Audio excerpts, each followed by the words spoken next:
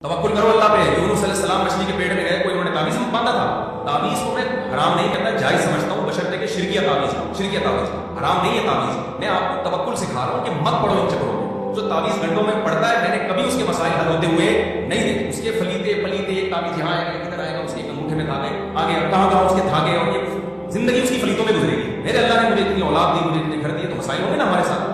अरबों को देखो यार, कोई तावीज़ नहीं होता, उनके सारे मसले, पेट्रोल भी वहां से निकल रहा है, सही है ना, बच्चे भी उनके खूबसूरत सेहतमंद। हमारे यहाँ और गरीब इलाकों में ज्यादा ये मसला, हर दूसरे घर में कुछ जीना आया है, सास ने चढ़ाया हुआ है उसके ऊपर, उसने नंद ने जादू किया हुआ है, उसके मामू ने ये किया हुआ है, उसकी बहू ने ये किया हुआ है। तुम्हारे पास उसके अलावा काम ही नहीं है यार।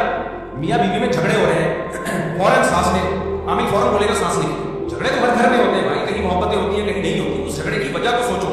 औरत बदअखलाक है तो झगड़े होंगे, मर्द अपनी जिम्मेदारी पूरी नहीं कर रहा तो झगड़े होंगे। हम जानते थे जिनके ऊपर सारा केस ही क्या हो गया, जो मुजरिम है उसको सजा ही नहीं मिलती, सारा केस उसके ऊपर चला गया।